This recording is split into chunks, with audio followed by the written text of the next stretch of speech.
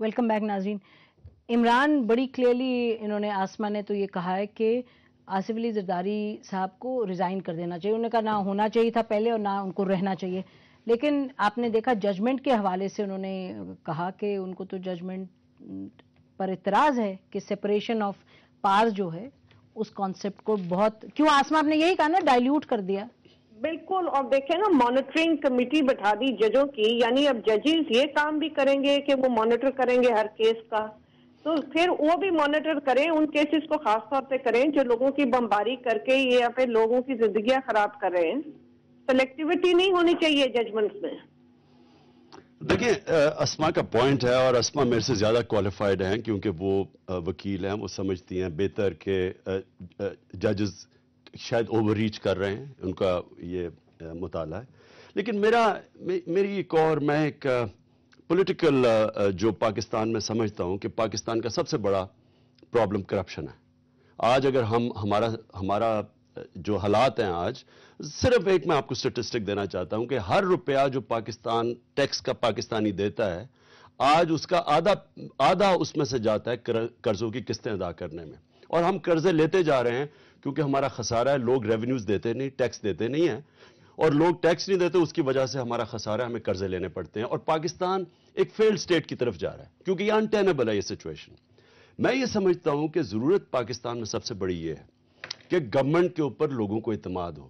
جو اصل چیز جمہوریت کی بیک بون ہوتی ہے وہ نو ٹیکسیشن وداؤٹ ریپرزینٹیشن, یعنی کہ لوگوں کو اپنے جن کو وہ ٹیکس دیتے ہیں گورنمنٹ کو اعتماد ہو کہ ہمارے ٹیکس کا پیسہ ٹھیک خرچ ہوگا تبھی لوگ ٹیکس دیتے ہیں. پاکستان میں سب سے کم ٹیکس دیتے ہیں, 8.5% ہے ہماری جو total tax G D P ratio ہے. اب میرا صرف جو حالات مجھے نظر آ رہے ہیں آج پاکستان میں اس لیے اس جوڈیشری کے پیچھے کھڑا ہوں, اور ہم نے سٹرگل کی اس کے لیے کیونکہ ہم سمجھتے ہیں کہ یہاں ملک میں جو رولنگ ایلیٹ ہے وہ مکا کر لیتی ہے. وہ ابھی بخاری صاحب نے بڑی اچھی بات کی کہ کیسز جو ہیں یہ سارے کیے پی ایم ایل این نے. پی ایم ایل این بعد میں جب کوئی ایک گورنمنٹ چینج ہوئی, مشرف کا ٹائم ہے, انہوں نے کہا کہ جناب یہ تو ہم نے کسی اور کے کہنے پہ کیا ہے. اب مشرف نے جس نے کیسز پھر آگے بڑھائے 2 ارب روپیہ اس غریب قوم کا خرچ کیا, 200 کروڑ روپیہ سوئس کورٹس کے کیسز پہ, اور اس کے بعد جب اپنی کرسی کی خطرہ آیا تو اس نے بھی معاف کر دیا حاتم طائی کی طرح, جس طرح اس کے باپ کا پیسہ تھا. اب میں یہ سوال پوچھنا چاہتا ہوں پاکستانی ہوتے ہوئے, کیا ہماری یہی قسمت رہ گئی ہے کہ پولیٹیشین کرپشن کیسز کریں گے پولیٹیکل گینز کرنے کے لیے, اور جب چاہیں گے مکا کر لیں گے. تو آصف علی زرداری کی ریزگنیشن, اس لیے میں چاہتا ہوں کہ جوڈیشری ہمارے پاس ایک ایسی آئے وہ خلا پر کرے جو ایگزیکٹو نہیں کر رہا. یہ بہت بڑا ایک ویکیوم ہے. دیکھیں نا, اب طارق کھوسہ کا کیس ہے, اتنا بڑا سٹیل مل کے اوپر ڈاکہ مارا گیا ہے. 30 ارب روپیہ سٹیل مل کا مارچ 2008 سے اب تک لوٹا گیا. 8 ارب روپیہ سرپلس پڑا تھا, آج 22 ارب روپے کا نقصان ہے. میں ذرا بات کمپلیٹ کروں. اب طارق کھوسہ کو ریموو کر دیا, کس بیسس پہ کیا؟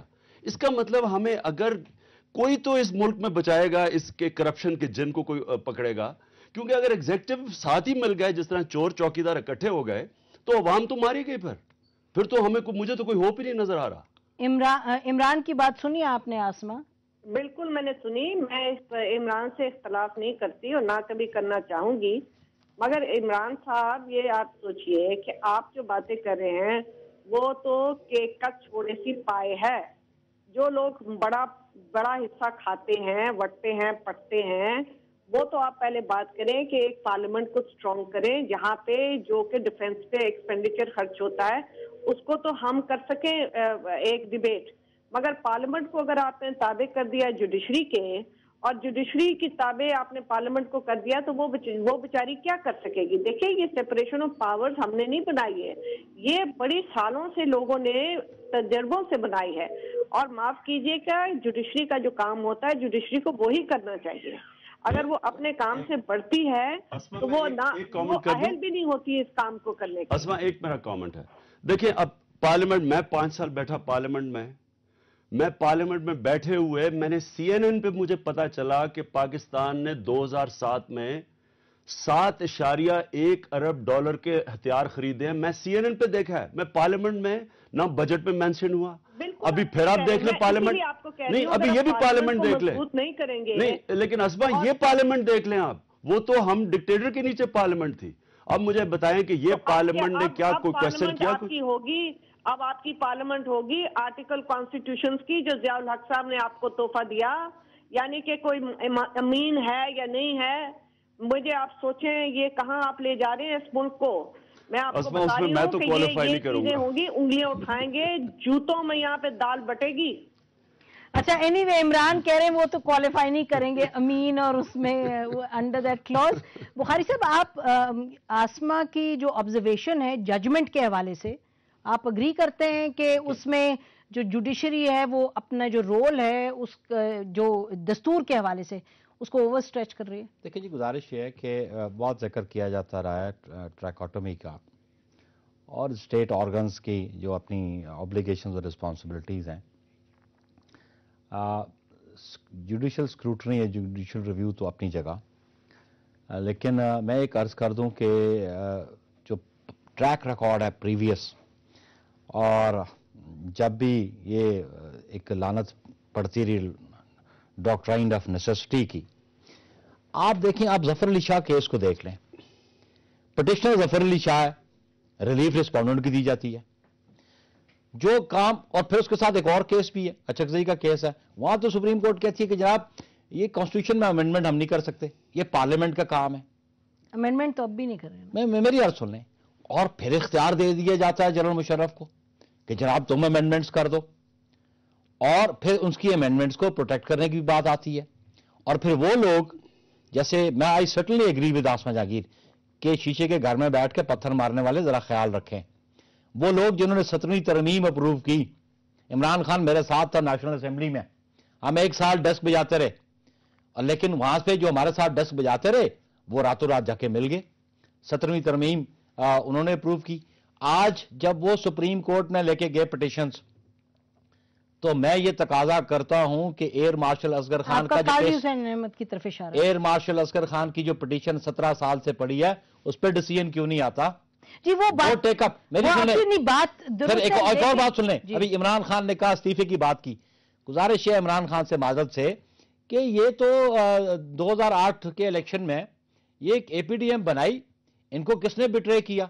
یہ خود تو باہر بیٹھے ہوئے ہیں، بلوچستان سے لوگ باہر بیٹھے ہوئے ہیں، اور وہ جنہوں نے اے پی ڈی ایم بنائی وہ چھلانگ لگا کے ادھر چلے گئے، اور پھر ان کے خلاف بھی مقدمات ہیں. میری عرض سن لیں نا آپ، میری عرض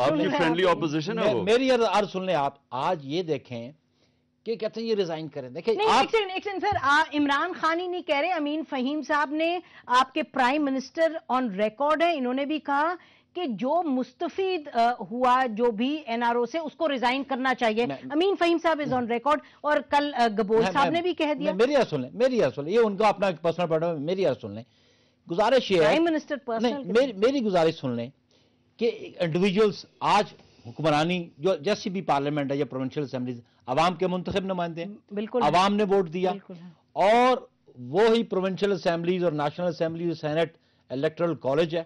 اگر آپ by the rules of the game پہ جانا چاہتے ہیں، پھر کانسٹیٹیوشنلی دو ہی باتیں ہیں کہ اگر عوام کے منتخب نمائندے سمجھتے ہیں جن کی وہ ریپرزنٹیشن کرتے ہیں تو ایک آئینی طریقہ موجود ہے، آپ آ جائے اس آئینی طریقے کے بعد آپ آ جائیں.